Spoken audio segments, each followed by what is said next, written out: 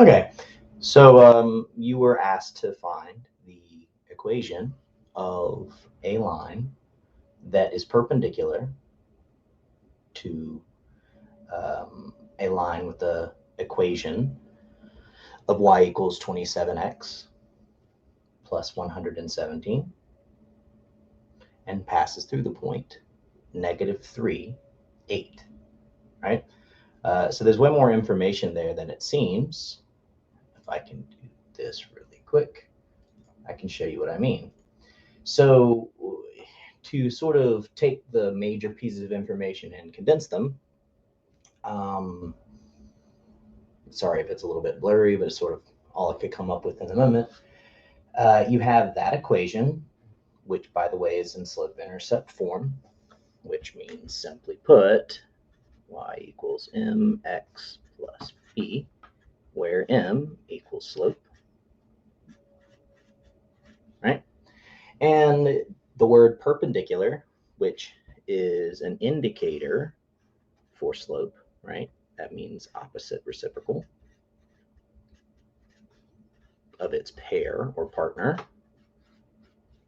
Okay, so we were given a slope in the form of 27, right? M is slope, making the number in front of x, or 27 in this case, your slope.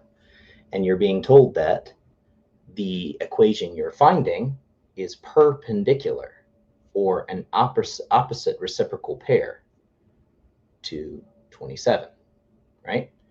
Opposite reciprocal just means to change the sign, so it will become negative, and then flip it over a fraction sign.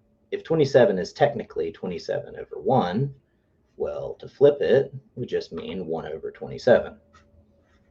So your new slope for your new equation, your new m, is -1 over 27. The last thing that they gave you, or technically the first thing, but the last thing we'll use that was given to you is the point -3, 8. It's important because it's a verified point, according to the question, on the line that you're trying to make an equation for, right? So we're going to take the m that we now know is a part of our finalized equation, which will look something like this: y equals mx plus b, where m and b are things that we fill in, right? And we're going to fill in -1 over 27 as our m. We still need to find b. We're going to do that by actually treating this like the formula that it is, which means we're going to plug in all the values that we know for variables that we have, even if we wouldn't typically fill them in. And the way an equation is regularly written, as you see up here, y and x aren't filled in because they can vary. But we're going to use a verified point we know, -3, 8, to fill in our y and x here so that we can find, as formulas are wont to do, the missing value. Okay, so it's going to look something like this: y, which is 8 according to our verified point, equals -1 over 27 times x, which is -3 according to our verified point, plus b.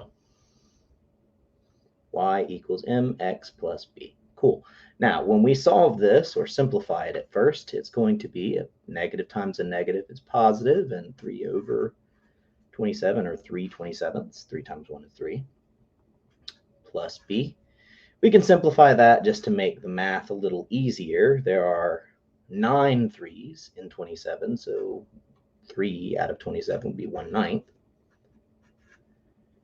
And when we solve this using inverse operations, we would say 8 is actually 72/9, right?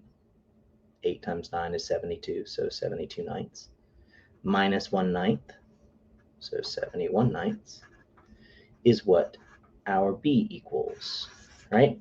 So we'll put that in right here. And that's your finalized equation. Even if it looks pretty awful as far as graphing and such is concerned, thankfully you're not being asked to do that. You're just being asked to find it. So there you go. Hope it helps.